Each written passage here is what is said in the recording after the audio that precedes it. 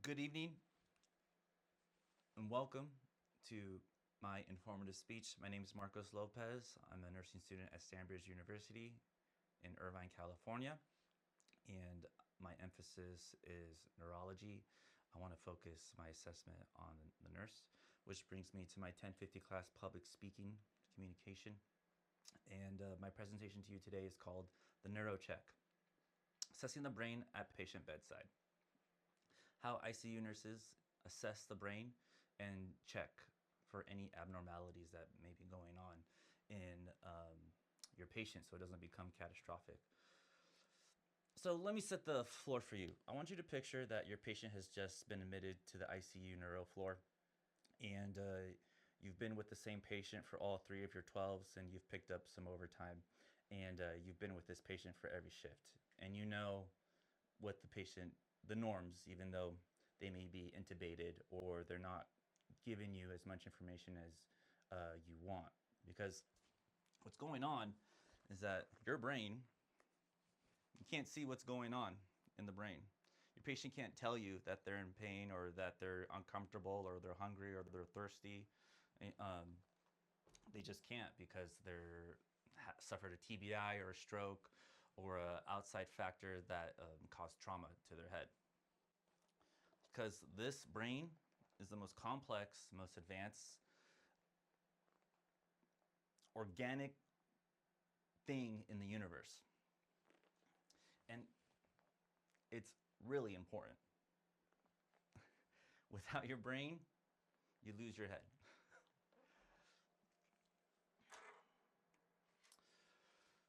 So, my focus is to inform you about the ICU neurocheck for the brain. And because it's important because it only takes about 90 seconds. And the first line of defense for the patient's safety is the nurse. It's up to you to inform the patient um, what may be going on. And it's up to you to know what's going on in the patient because then if you notice any differences in your neuro check and you can prevent it from becoming catastrophic, you can raise the alarm, contact your team, and expedite the assessment process to either fix the bleed, slow down the swelling, either administer medication to help, with the brain's complication that may be arising. So today I've explained to you, what it is, a quick 90-second brain assessment, how it's done. It's done through the LOC, checking the consciousness of your patient. You want to be checking for their verbal response and their motor and strength function, the coordination, essentially. And why it matters is because minutes decide the outcome of the brain. If you lose a lot of time and the brain just keeps on swelling, it's going to cause internal damage to itself. And you don't want that happening.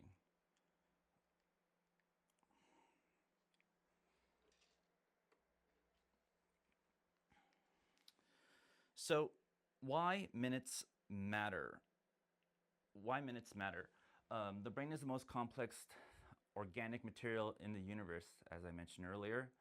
And a stroke according to the CDC in the U.S., a stroke happens every 40 seconds in the U.S. That's 795,000 people per year that suffer from types of strokes, hemorrhagic, ischemic, those type of brain injuries that they occur within the brain, within the skull.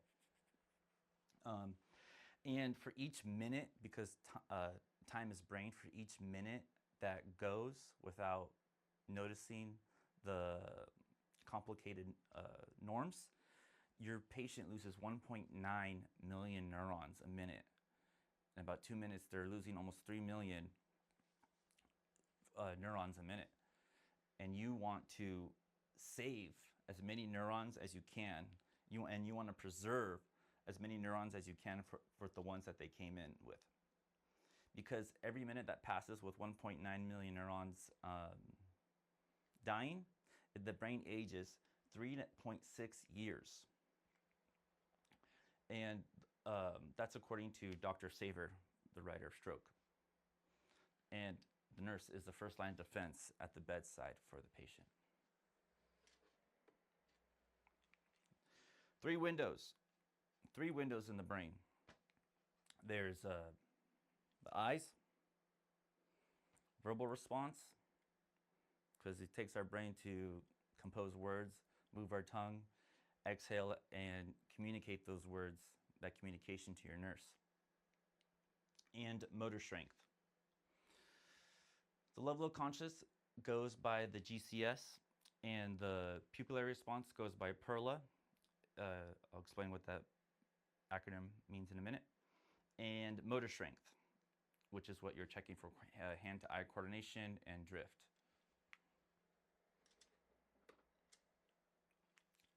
Point number 1 is the LOC. So level of consciousness in the LOC is the Glasgow Coma Scale, which is on a 1 to 15. Well, technically, I guess 0 to 15, because if they have no response, your patient's black. They're no longer here with us. And damn, it's really not going in. So in the 13 to 15 is in the green range. 12 to 9, you're in the orange, and 3 to 8, you're in the red. If you're in the red, it can signify urination, and it could also mean that there's swelling, the brain's hemorrhaging, there's a significant damage, brain bleed.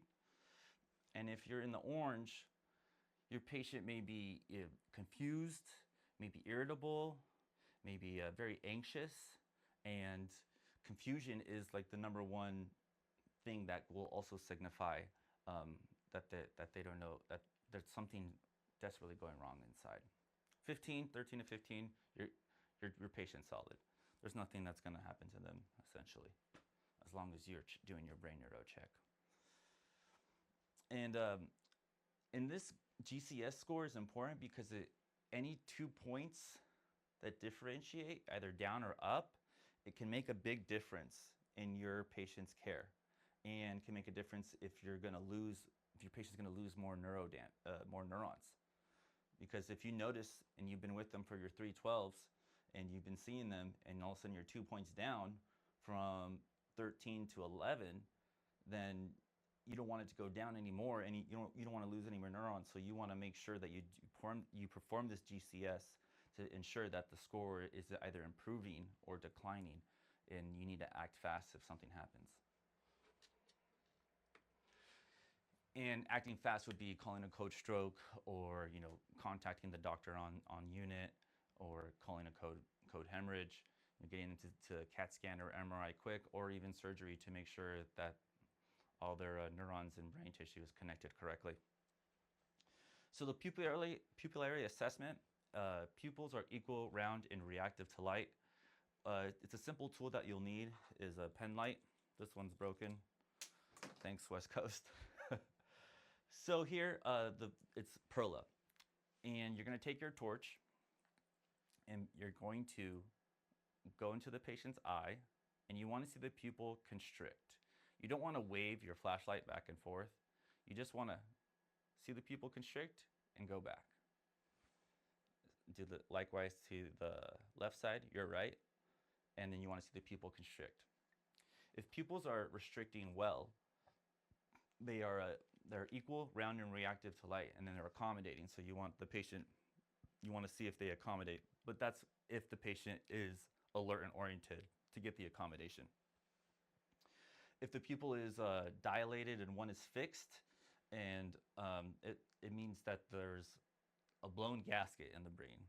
Again, it's either hemorrhaging, it's swelling, it's urinating, or it's getting fairly complicated in there. Because a new fixed or dilated pupil means rising intracranial pressure, and it's a means for a response for an emergency for the patient.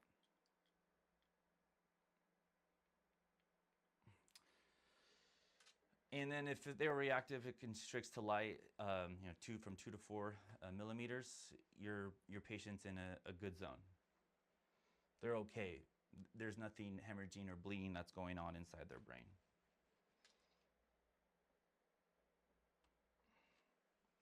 And here I'm going to speak about the motor strength. So it's 3 quick signs for the motor strength. You're going to ask your patient to either grab your fingers if they're alert and oriented, and you're going to check their strength. You're going to have them press down or up on your arms. You want to check their strength to see if it's equal. And likewise for their feet, you want to check if it's, press the gas on my hands, okay, with both feet. Now pull back like you're hitting the brakes, and I want you to push back on my hands with your feet. Because the body is asymmetry. So there's something called the pronator drift, is when the patient is either laying in bed or they're standing or they're sitting up. You want the patient to put their arms out, and then you want the patient to see if their arms begin to flip or go opposite of each other, which it's on a scale of 1 to 5, and 5 being good, 1 being bad. If there's a significant drift, it means that the gravity is versus gravity, and they're just letting it go flop. In which the pronator drift can also signify abnormalities that's going on in their brain, because it means one-sided weakness in the left or the right hemisphere has been taking more damage and is more severe in a complicated state than the other hemisphere. So if my arm is going down and my left is going up, the weakness, the focal weakness going down means that my left hemisphere is more damaged than my right hemisphere. The goal is to catch the asymmetry early.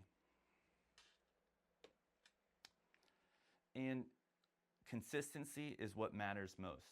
It's consistent to check the deliverables. You want to do this be done every hour. The point of this, it may seem boring to you, but it's not boring to me, because if you keep this neuro assessment, 90-second neuro assessment, down to a T, you won't look at another assessment that you do as just like a standard routine. Because as a nurse, you're the first line of defense, and it's important to ensure the safety of your patients, and you want to make sure that they are taken care of correctly and safely. You want to know your baseline, you want to detect it early, and you want to escalate it fast if you have to call a code stroke, and you want to preserve the brain because time is tissue. Every minute shaved off, you're saving 1.9 million neurons, and you don't want to lose any more than what they have left, because any more loss of brain tissue, it can have significant impact on their livelihood, their occupation, speaking. They may need care for the rest of their life if they suffer more brain damage.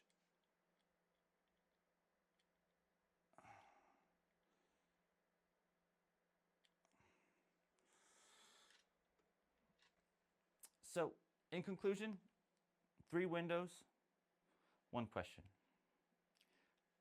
Consciousness, the GCS, and there we are. The consciousness of the GCS and pupils is the perla, and then the motor and strength. You want to make sure that they are not having that pronator drift.